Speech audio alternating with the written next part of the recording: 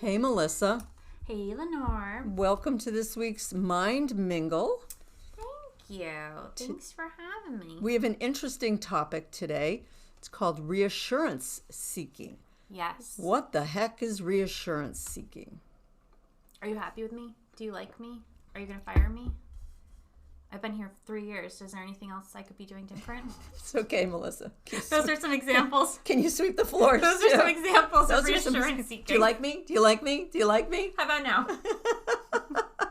And you'll hear this in friends, and you'll hear this in friends, and you're kind of like, wait a minute, it isn't about you.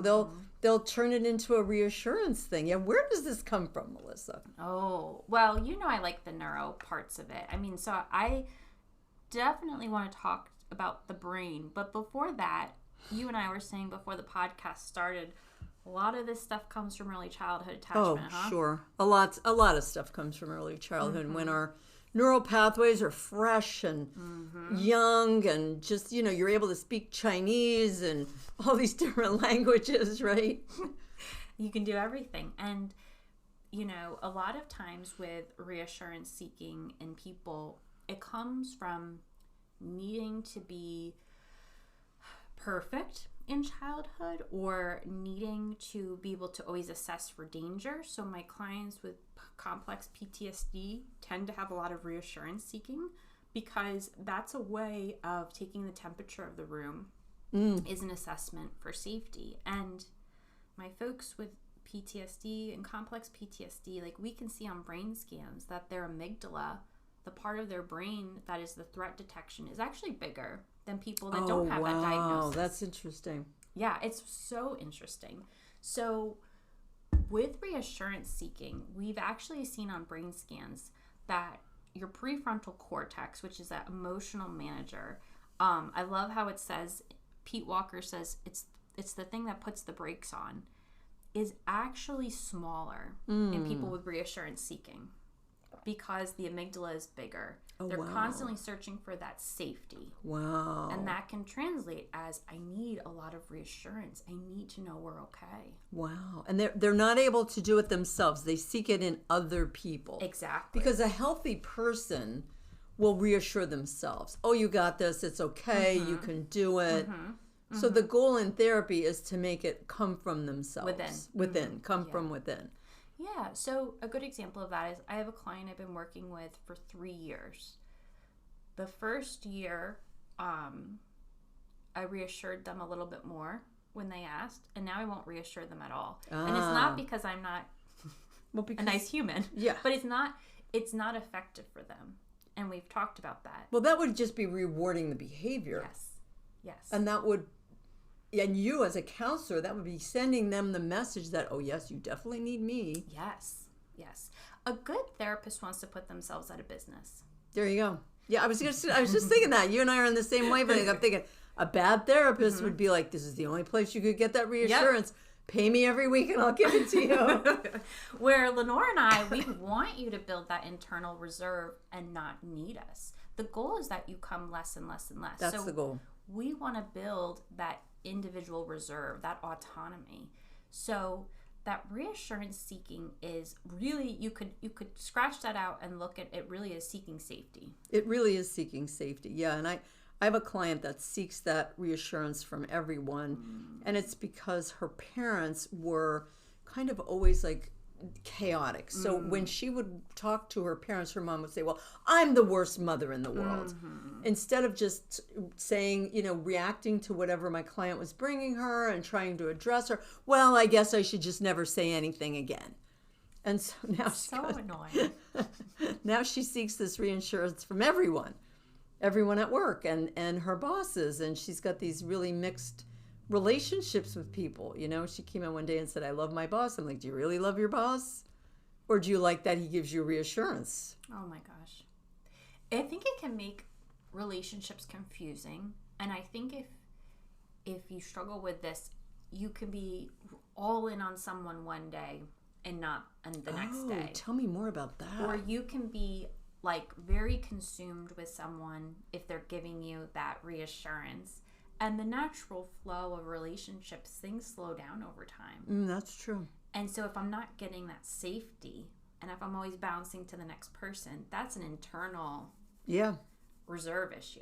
Yeah. Oh, that's really interesting. Because when you first start talking to a friend, you text a lot or you make plans a lot. Yeah. And then the natural rhythm of life, things just slow down. Things just slow down. Yeah, you're right. And that doesn't mean they don't like you or they don't care about you. Right. It's just life is busy as adults with responsibilities. Exactly.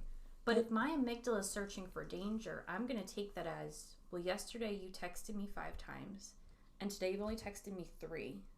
So that must mean I'm not of value to you. Yeah. It is a kind of a very childlike state of your brain. It is. Right?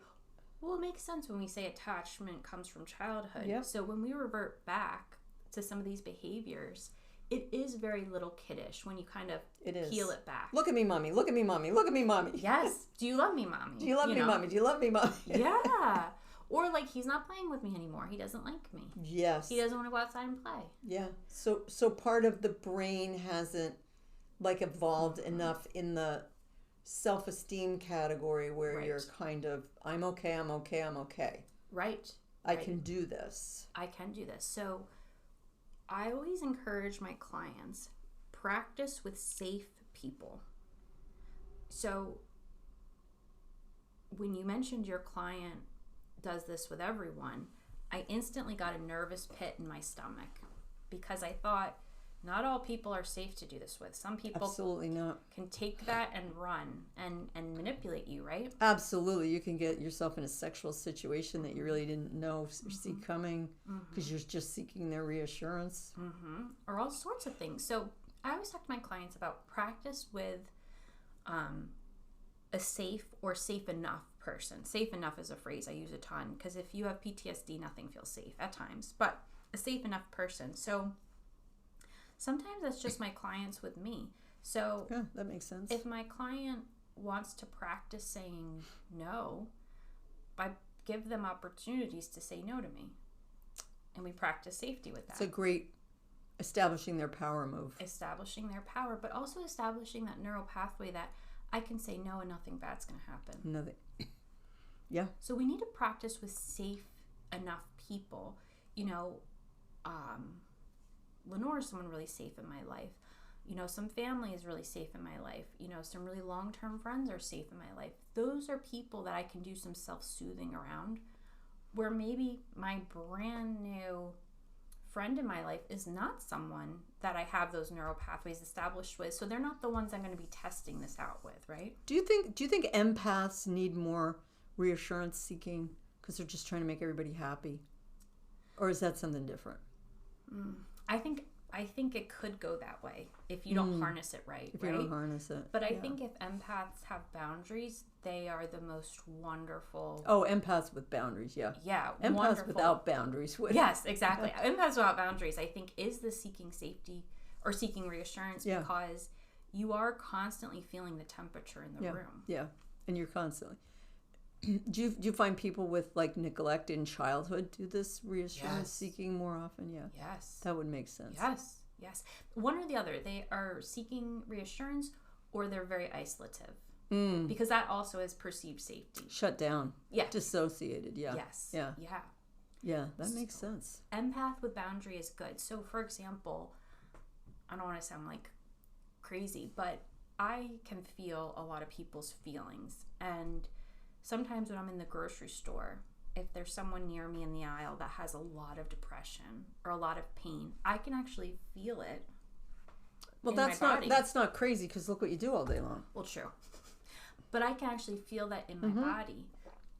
But I have enough boundaries that I don't interact with that person in the grocery store. Right. And you kind of know where it's coming from. You're like, wait a minute, this isn't me. Yes. That's them. Where in the beginning of learning about my emotional depth, I would feel consumed by it and maybe go home and like feel really uncomfortable or cry or feel like what's going on with me. Or I remember one time I was a teenager and the girl in front of me, I was at Aeropostale. That was like a popular store for teen girls when I was younger. I remember that story. Lenore's laughing. Lenore's 2 daughters around, that story, yep. A little bit older around my age. But this girl was buying jeans at Aeropostale and her card declined. And I felt so awful. I ended up buying her jeans. Oh, shut up. Yeah. I know. There's an empath with no boundaries. There's an empath with no boundaries. There we go. So that's inappropriate. That's not an appropriate response. Yeah.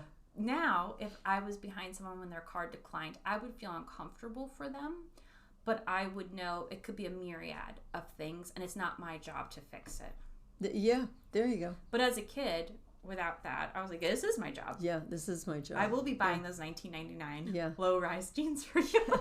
And you could see this if you have kids. Oh my gosh. The reassurance seeking that they do.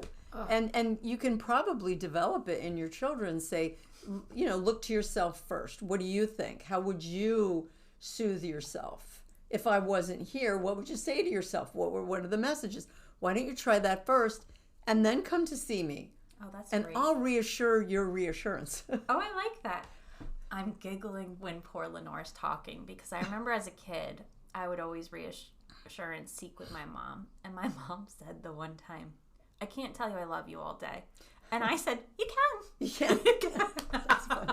Yes, you can. I believe in you. You can do it. But to Lenore's point, I like that. Yeah, you can train them. Yeah. Go and think about it and then come back. It would be a really good thing because in life, we have to tell, our tagline here is it'll all be okay. But that's the only message to give yourself. Like, I'm okay, you're okay, we're going to be okay. We're going to be okay. As the world is imploding around us, you have to keep saying that, right? Right. And it really does translate into, safety. If I believe that I'm going to be okay no matter what, that will give me the most amount of safety versus relying on someone else. Because people are fallible. People come and go. Can't control them. Can't control them. I can only control me. I can control the message in my head, though. Mm-hmm. With a lot of work, right? With a lot of work and a lot of retraining those neural pathways. So that's where we're at. It'll all be okay. It'll all be okay. See you later.